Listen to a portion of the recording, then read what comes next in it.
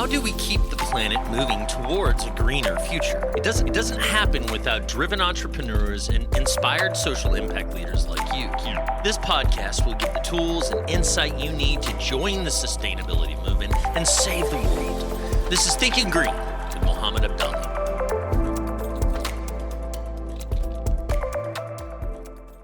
Welcome to the Thinking Green by Good Faith podcast. My name is Mohammed Abdalla, or Mo Dalla for short, and I'm going to be your host. Today I'm going to be talking about my entrepreneurial journey and how I moved from a position in the oil and gas industry to becoming an entrepreneur and the founder CEO of Good Faith Energy, a solar and storage contractor focused on smart, sustainable, reliable technology up in North Texas. This podcast is going to focus on more than just renewable energy. We're going to be talking about all things sustainability in business as well as in life. Sustainability has a lot of deep meaning to me because I, as most human beings, grow up in this earth loving Mother Nature, loving the outdoors, being adventuresome, and enjoying the natural beauty around me. And so throughout the course of this podcast, I'm going to be bringing on guests that are going to be sharing their work, their journeys in the sustainability space, whether it's energy or food, water, waste, housing, transportation, and the future of sustainable business. But today I'm going to spend a little bit of time telling you guys my story so you guys have a better understanding of who I am and how my journey led to building a business with over $30 million in lifetime sales. My name is Mohammed, as I mentioned, and my family is from Cairo, Egypt. My parents immigrated to Canada. My dad went to Canada to pursue a career in computer science and electrical engineering. He was extremely brilliant and forward-thinking man. He married my mom, came to Canada. I'm the third of 5 children. I moved to Texas when I was 5 years old, Plano, Texas. So I am a Plano, Texas native. And along that came learning English. I was speaking French and Arabic back in Canada. Arabic at home, obviously, and French in schools. So when I came over, they threw me right in ESL courses to kind of step up my English game. I went through the Plano Independent School District, academic journey, great schools, lots of diversity, a lot of really good friends that I made from growing up in Plano, some Asian, some African American, some Middle Eastern, some whites, folks from all over the world. And the reason why I think this is important is because I feel like it led to a lot of my successes later on in life. After going through the Plano School District, I went off and graduated and went to school at the University of Tulsa, where I studied energy management and finance. I did graduate 4.5 years later. I played college soccer. I love soccer, big diehard fan. Grown up playing it my whole life. So I'm going to tell you guys a little bit about my childhood, a little bit about what makes me me, a little bit about my career after college, and a little bit about my journey to find renewable energy and how my journey will probably speak very loudly to a lot of you guys. So when I was 9 years old, my dad passed away in a plane crash. I remember waking up on a Sunday morning, Halloween day, 1999, and people just started flocking into our house. And I was 9 years old at the time. I didn't really understand what was going on, but I knew something pretty tragic had occurred. And that has to be the single most impactful event in my life. Losing my dad at the age of 9 was extremely challenging. My mom was a first generation immigrant, and it was very, very hard on her because she didn't know how to read, speak, or write in English. She had never paid a bill in her life, never had a full-time job. My dad did everything. And when he passed, he left her with 5 children. me being the middle. I have an older brother, Omar, older sister, Shaima, younger brother, Osama, and younger sister, Radwa. At the time of his passing, my oldest brother was 13. My youngest sister was 8 months old. And my dad was one of those guys that they don't really exist in today's day and age anymore. He's one of 27 siblings, believe it or not. His father had multiple wives. He lived in the farmlands in Egypt, didn't really have much of a relationship with his dad, and grew up with his mom and his stepdad. And my dad was very bright. He was a very good student and decided that he was going to focus on school and his academics, even though he grew up in the slums and there was a lot of distractions around him. Sure enough, when he graduated high school, he got accepted into computer science school, and this was only the second year that universities in Cairo were hosting or offering computer science degrees. He graduated second in his class and then went off to look for work in France, couldn't really find any work, came back, and then after quite a bit of searching, he was able to find an opportunity in Canada, which was what led him there. In 99, during his passing, he was actually headed to Cairo, Egypt to open up a branch of Nortel Networks in Cairo when Egypt Air Flight 990 fell into the Atlantic Ocean right off the coast of Rhode Island, leaving him and everyone else on board. It was very challenging. It was a very, very tough childhood. It was a huge adversity for me and my family. And, in my perspective, I always say that, my dad, that's greatness, that he came from nothing and immigrated thousands of miles away to, find the promised land, the land of opportunity, so that my siblings and I could have a better future. And I always thought to myself, there's no reason, no excuse for me to be short anything less than great, right? That drive, that ambition has always been inside of me just from reflecting on my dad's story and his upbringing and his journey to America. And throughout my adolescence, I had a lot of knocking heads with my mom, who was, very much an immigrant, very uneducated on the American system and way of life.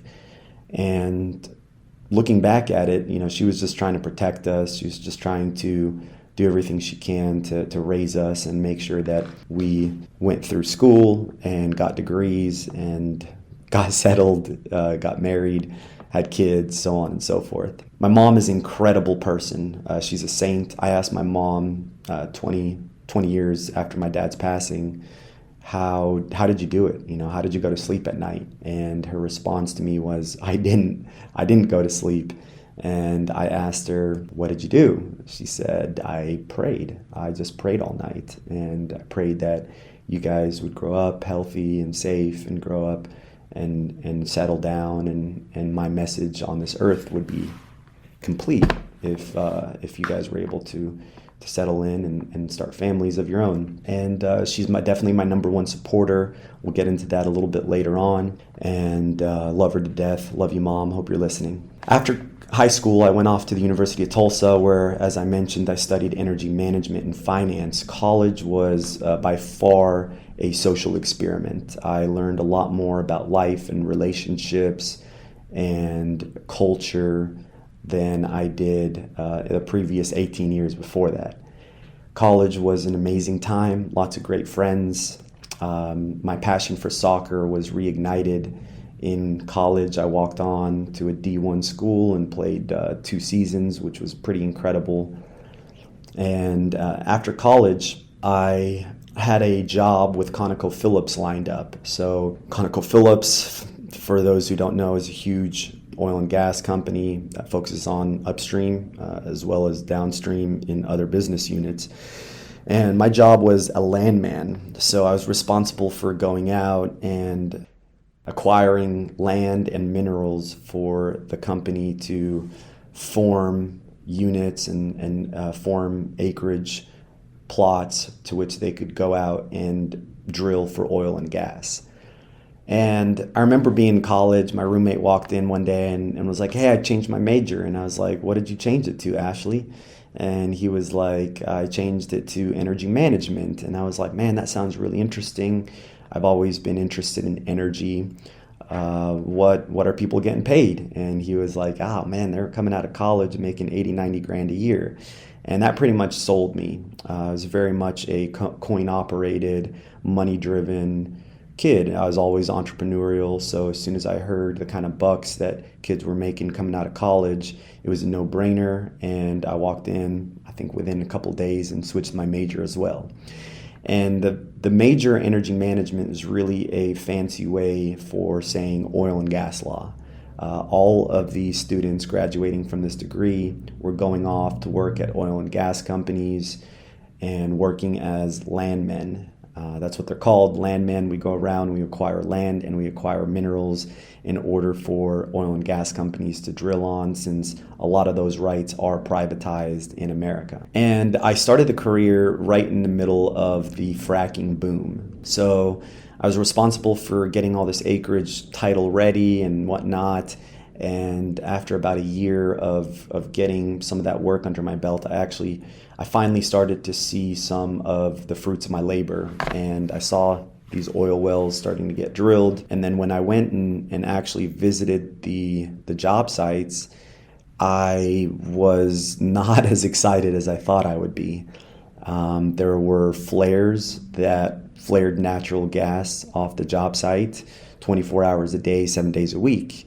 There were millions of gallons of water and sand and chemicals being used to hydraulically fracture a lot of these oil and gas wells, and they were extremely material and labor intensive.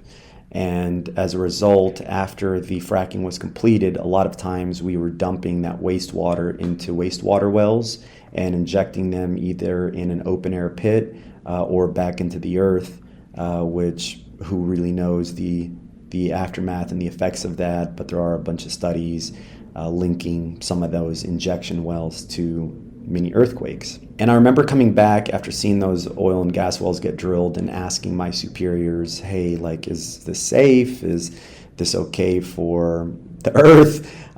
Is this, can we possibly capture the natural gas on site and pipe it and use it for a variety of different reasons?" And the answer I kept getting was, no, Mo, focus on your job. Don't ask these types of questions. Everything's safe. We can't pipe the gas because it's not valuable enough, so on and so forth. So I kept on going about my days, working this day job, knowing that I wasn't necessarily fulfilled, nor did I feel like I had a deep sense of purpose or legacy that I would be proud of. So slowly but surely, I started to get isolated. My peers, my superiors, they didn't really like the questions I was asking. Next thing you know, I'm out of a job, and I'm walking out of the building with a box and headed to my car, to which I still vividly remember that drive back to my condo. Everything was extremely hazy. I had just been let go from this job that I wasn't really fulfilled at, and I had no direction for the first time in my life. Up until that point, it's like, yeah, I'm going to graduate high school, go to college, get some degrees, get some scholarships, walk onto the team, get a job. I got a job, 3 months after college that had been lined up for me. And everything in my life up to that point, I had quote unquote planned. And when I was let go from that job, it kind of sent me in a whirlwind that forced me into figuring it out, right? So here I am without a job. I just bought a condo, just bought a car, just bought everything pretty much a bachelor looks to buy post-college. And I decided, you know what, I'm going to study for my GMAT and take the GMAT and go get my MBA. Sure enough, I'm in the wrong state of mind. I took the GMAT, I bombed it. So I picked up my gatherings, picked up my belongings, moved back to Dallas. I was living in Houston at the time, and moved back in with my mom and started to try to figure out the next move. So while I'm at home, I decide, okay, I'm young, I got some time, I got some money saved up, let's take a trip. So before I had started the job at Conoco, I had taken a 6-week trip out to Peru. My best friend, Pipo, he and I met in college. He was from Peru. Man's got like 7 nationalities, so I never really know where to say he's from. But I went down to Peru and spent 6 weeks with him, traveling pretty much the entire coast. I started in the north near a city called Mancora, which is very close to Ecuador. And I road tripped pretty much the entire coast of Peru all the way to Lima. And then I took a flight down to Cusco, to which I then had visited Machu Picchu. And it was an incredible trip of a lifetime. It absolutely grew my understanding of the world. It allowed me to experience different things, try different foods, speak another language. And it was just an absolutely all-around incredible trip. So after I got let go from the job, I decided, you know what, I'm going to go back to Peru and spend some time there, try to find myself again, and figure out the next move. So I take a trip down to Peru, and again, we go up to the north. The north is beautiful. We went to a small fishing town called Punta Sal. Incredible beaches, incredible food, just an incredible place.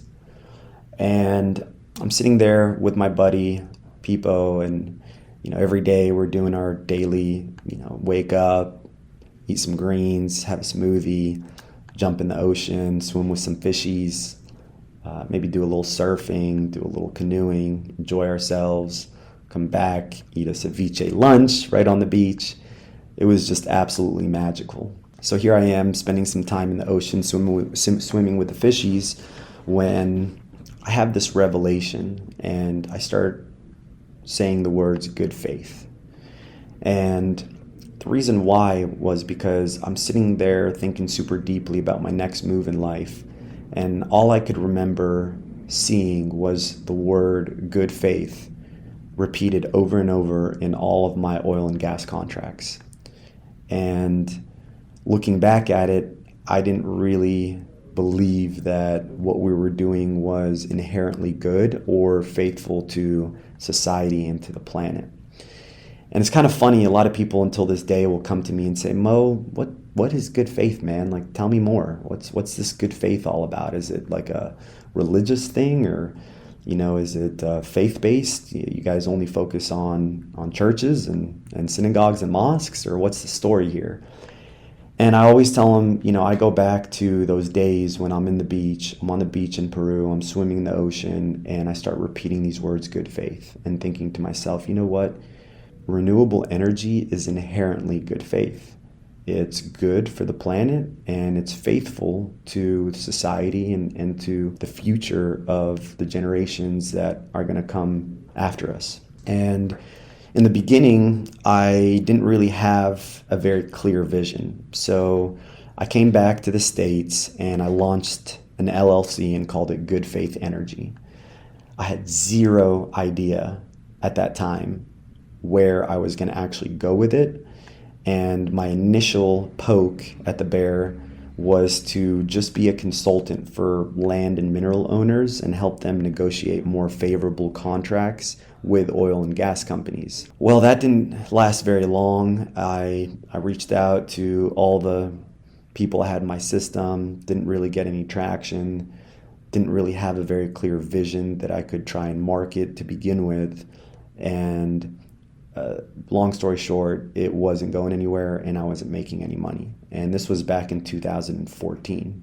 So I go all of 2014 revenue-less, but I did a lot of traveling. So I went to Peru, I came back from Peru. I still didn't have much clarity, much vision on what I wanted to do with this LLC that I had launched.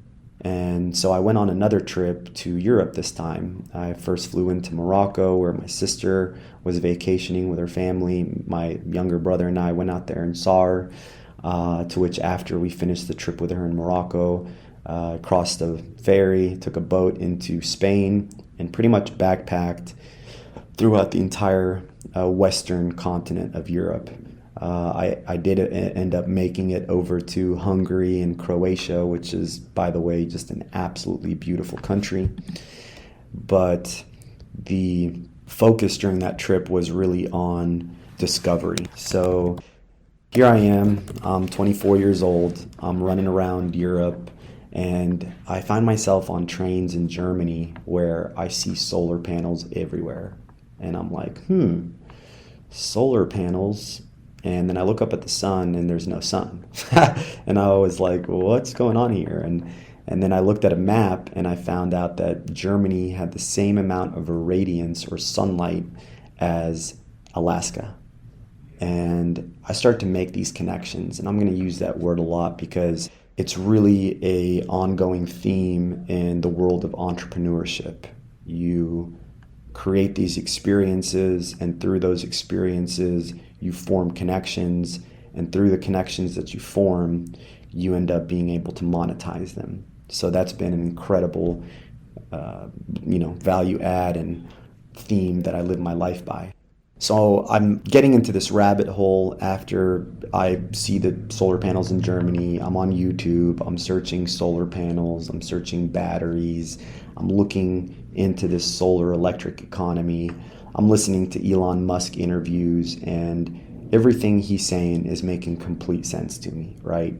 A future in which the world is powered by the sun, and in order to manage the energy spectrum properly, you need energy storage because renewable energy is intermittent. The sun's not always shining, the wind's not always blowing, so you need what they call stationary storage to be able to discharge those batteries on demand whenever the grid needs it. It's all making sense. I'm starting to form these connections and I'm loving it. So I finished all my traveling in 2014. I'm back home, and as many of you will experience or have experienced, when you come back from long stretches of travel, your inspiration's at an extreme high peak, and it only takes a couple of weeks for you to crash from those feelings, to only think like, who can I share these memories with? Who can I convey my new outlook on life to? Who can I share this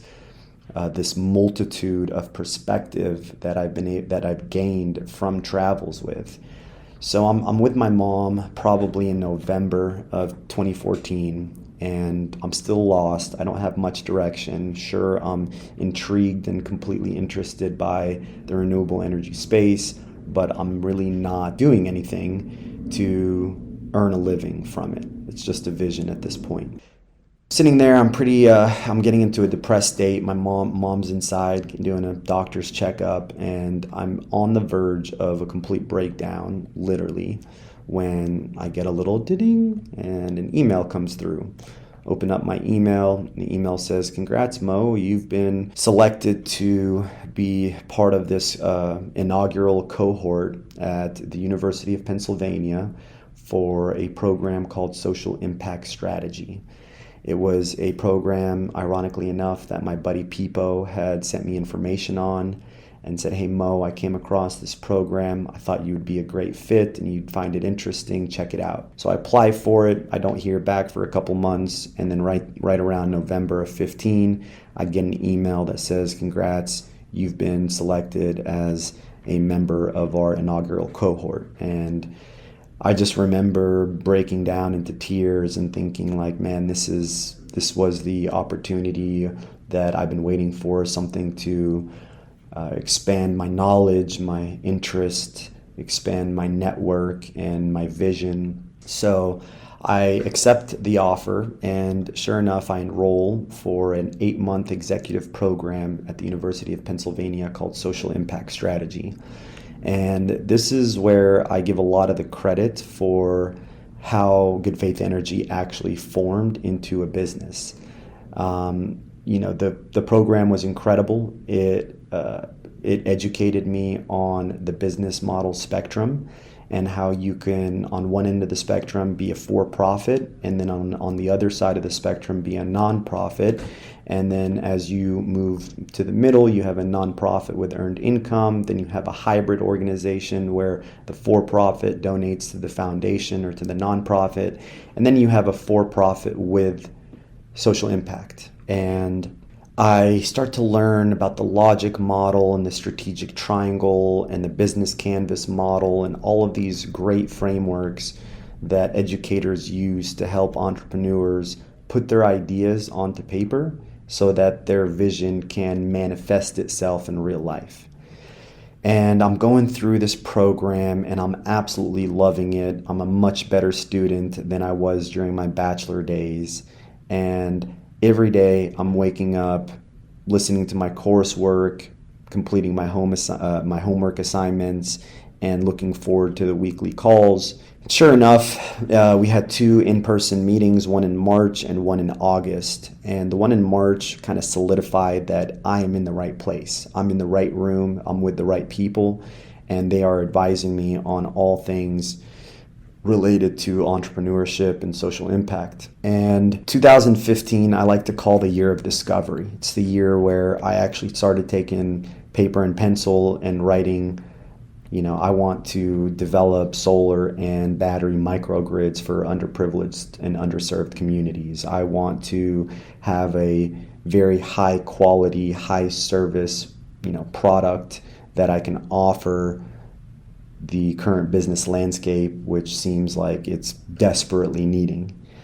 And I start to throw my ideas on paper, run them by my professors, iterate them, imagine them, iterate them, and get to a point where I can actually do a prototype. So during that stretch, I did a pilot project. So I tested on my mom's house, and I said, "Hey Mom, we're going to install some solar panels on the roof."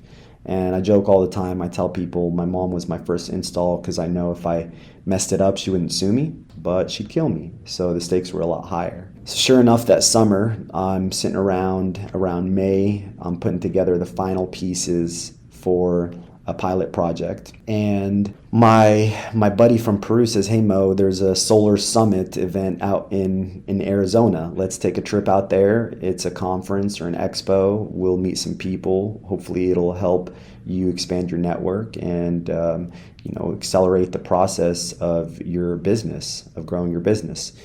So Pipo and I took a trip out to Phoenix, Arizona, and we drove from Dallas, Texas. Our first stop was in Pagosa Springs, where we enjoyed some hot springs and fell asleep in Durant, Colorado, after meeting some really cool hippies. And woke up the next morning, continued the drive out to Phoenix, Arizona, where we always joke around and say, "Man, we were the greenest people out there," right? Everyone there was staying in a 5-star hotel. It was a resort style hotel. Everyone had their own little villa with a courtyard. And here I am with my buddy from Peru. We're broke and we have a tent with us, and we post the tent up on the golf course, and we set timers for 6 a.m. when we thought the groundskeepers would be out. And then we threw the tarp over the tent and went to sleep. And woke up the next morning and went to all these expos, panels, forums, talks, workshops, and it was incredible. It was my first time experiencing the solar industry. I met manufacturers, distributors, installers, integrators, everything. And on our way back, we're feeling super inspired. We're like, man, this is actually going to happen. Like, we're going to start a solar business. And on our way back, we're driving through New Mexico. We stop at the Earthship Academy. We got to experience, these all natural, sustainable homes that were being built completely off-grid in Taos, New Mexico. And then we continue our drive from there to White Sands National Desert, where we spent the night. And I remember that night like it was yesterday. So 6 years ago, My buddy and I are camping out, sleeping in our tent.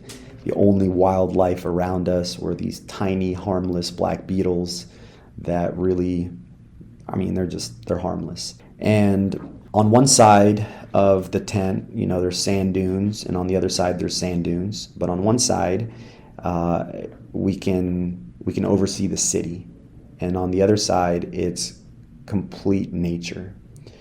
And on one side where we could see the city, you could feel this pulse, right? This man-made grid, all of the lights, those orange sulfur-based lights that are running and radiating heat, and just not a pretty sight, right? And it's really there in order to illuminate our night sky, right? And then on the other side of the sand dune is the nature, the natural grid is what we called it, right? Stars, the moon, shooting stars, just an absolutely beautiful, beautiful sight. And at that point, we really sat down and said, we really have to advance the natural grid. We really need to get people to become more harmonious with nature. And the way you do that is by lowering carbon footprint, lowering greenhouse gases, lowering electricity consumption, and replacing it with renewable energy. So I come back home feeling super inspired. I'm like, all right, we're finally on to something. We're definitely doing solar storage. So we went ahead and did a pilot project on my mom's house. We installed 17 solar panels, procured all the material from distributors I had met at the expo. And at that expo, I met whom I still deem my mentor, a gentleman named Vincent Battaglia. He owns a company in Palm Springs, California called Renova Energy. Renova Energy is a brainchild of his MBA work. They've been in business, I believe, for 14 and 15 years, and I'm sure we'll have him as a guest on the podcast at some point, so make sure to stay tuned for that. But I have a very strategic, methodical way of asking questions. So while I was at the expo in Arizona, I raised my hand and asked the panel a question. I opened up with, "Hi, my name is Mohammed Abdalla. I'm the founder of an early stage startup called Good Faith Energy, and here's my question." So after the panel was over, Vince was sitting right in front of me. He turned around and gave me a big old Italian smile and said, "Hey man, tell me more about your startup." So I started telling him my story. I told him about my vision, my dream to start a renewable energy company, that I didn't necessarily have any experience in renewables or in sales. I was more of a business development guy. And that my first step was to do a pilot project on my mom's house. So Vince, being the incredible and generous person that he is, offered his entire company to me as support. He said, "Mo, if you need a designer, I got you. If you need someone to engineer the plans, I got you. If you need help with procurement, I got you. If you need help with the finance companies, I'll introduce you to some folks. If you need to talk to some manufacturers, I got you." And it was really amazing because here you have a guy who's running a company that's easily doing $30 million plus a year.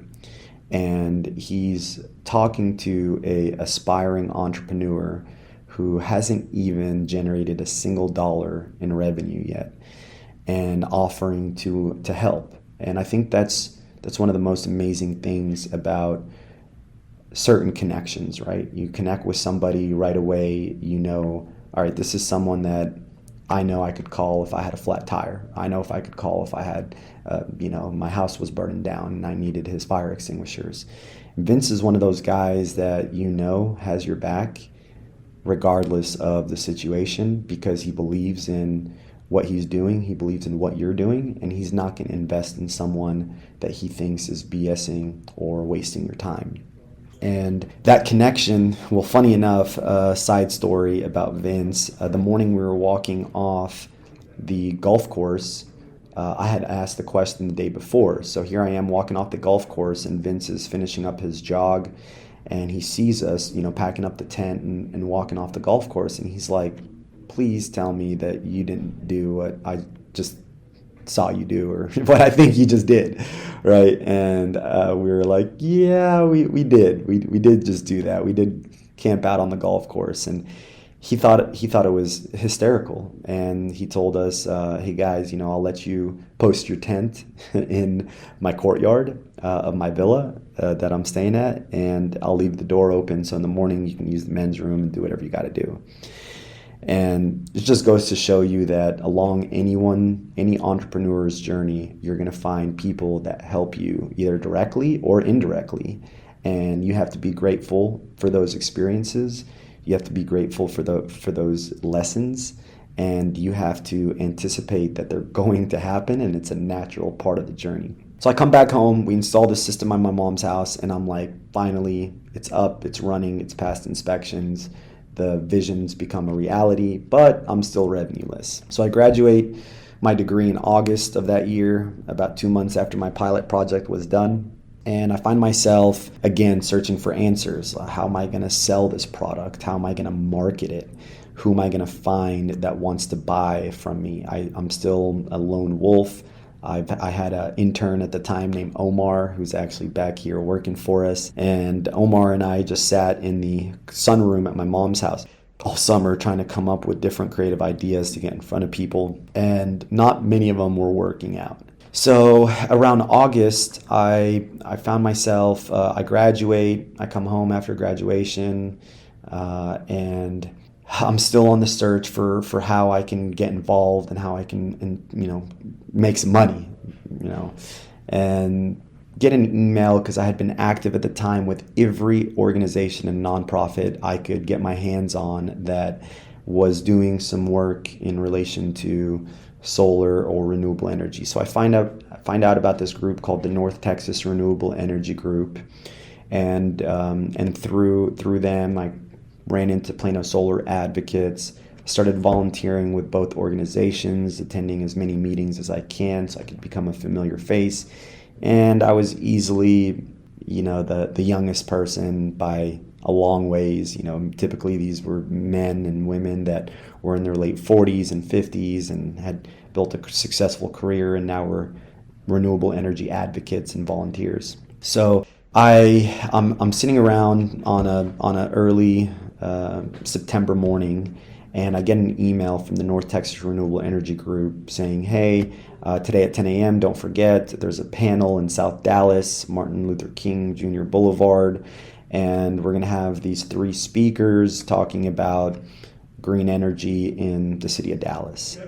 So sure enough, I find myself hopping in my car. I just finished my morning workout, done some yoga, complete Zen state of mind, and I get in the car, drive out to South Dallas, about 35 minutes from my mom's house, to attend this forum. And I'm listening to the panel, and after the panel ends, I stand up, I introduce myself again. Hi, my name is Mo Abdalla, the founder of an early stage startup called Good Faith Energy, and here's my question. And sure enough, after the forum ended, one of the speakers was a gentleman named Trammell Crowe. Trammell Crowe is a billionaire based here in Dallas. His father, Trammell Crowe Sr., had a real estate empire, which Trammell Crowe Jr. and his siblings inherited. So here I am with Trammell Crowe Jr., man's in his 60s, and he hears my question and is intrigued. So after the forum, everyone's leaving, I'm packing up my stuff, ready to go, when Trammell Crowe walks up to me and he said, hey man, you're the solar guy? And I was like, sure, I could be your solar guy.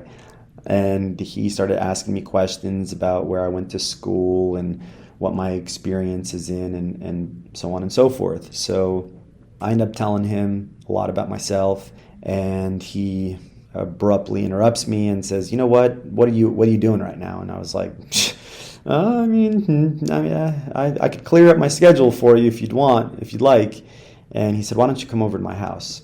So I was like, sure. So I followed him to his house in Turtle Creek here in Dallas. Beautiful estate, multiple acres, multiple homes. Dude's very, very wealthy. And we're having a friendly, conversation. Sure enough, I look at the clock. I've already been with him for 7-8 hours. And at the end, he goes, Mo, I really need you to join my team. I want to hire you. So I said, okay, well, what are you going to have me do? He's like, you're going to be my solar guy. All right. So I'm like, well, all right, how much are you going to pay me? He's like, I'll pay you $60,000 a year. It's like, wow, I haven't made a penny in 2 years. So yes, I'll take the job. So I take the job. He's got a nonprofit called Earth Day Texas. It's called Earth X now. It's a nonprofit that basically hosts what they self-proclaim as the world's largest Earth Day. And they invite nonprofits and for-profit businesses and academia and regulatory bodies and politicians all to this annual celebration of the Earth on Earth Day in Fair Park in Dallas, Texas. And my job, essentially, which I came to learn, a couple weeks in, was to sell booth spaces and sponsorships to renewable energy companies. Not what I was expecting, but nonetheless an opportunity that I couldn't pass up. And so from September until about April, about 7 months, I'm working for this billionaire, and I'm traveling cross country to recruit people to Earth Day, Texas, down here in Dallas. And it's incredibly beneficial for me, right? Because it was a launch pad. I got to meet people from the Department of Energy, from the National Renewable Energy Lab, from every local installer in Texas, essentially, all the way to recruiting the solar cities of the world, and now Tesla. And I'm the type of person that when you put me in a job role or give me a certain task, I'm not going to not do it. Like, I'm going to do it at all costs, because that's the kind of drive and discipline that I have. So we have an incredible Earth Day showing, the largest renewable energy presence of any show prior to that, and I had a great time doing it. Now, during that stretch, I got married in the month of January. So I get a job in September. I get married in January. My wife is a speech therapist, and she's not working at the time. Then she gets work around March. And then in April, I get through Earth Day. Got through one show, and then I resigned the week after. I said, you know what, I can't do this. I need to take the leap of faith. It's either now or never. And that now or never moment was the most critical juncture, that pivotal moment where if I hadn't walked away from that job, if I hadn't taken that leap of faith to start Good Faith Energy, I'd probably still feel unfulfilled, still be working for someone else, and still be capped from an income standpoint, from a freedom standpoint, from on so many levels. And with that, I'm going to pause and leave you guys on the hook until next episode, where I'm going to pick up at where we left off from the moment I left my full-time job in the middle of 2016 to where we are now. Over $30 million in lifetime sales, over 50 employees, a $1.5 million building that we own with 180 solar panels on the roof, and the rest of the good stuff. So I appreciate you listening to episode 1 of the Thinking Green by Good Faith podcast, and I look forward to seeing you guys on the next episode. This is your host, Mo Abdalla, and I look forward to catching you on the next episode. Thank you for listening to Thinking Green with Mohammed Abdalla. This episode was brought to you by Good Faith Energy. For more information, check out goodfaitenergy.com. Make sure you subscribe, give us a review, and leave a 5-star rating. If you like this episode, share it with a friend. See you on the next episode of Thinking Green.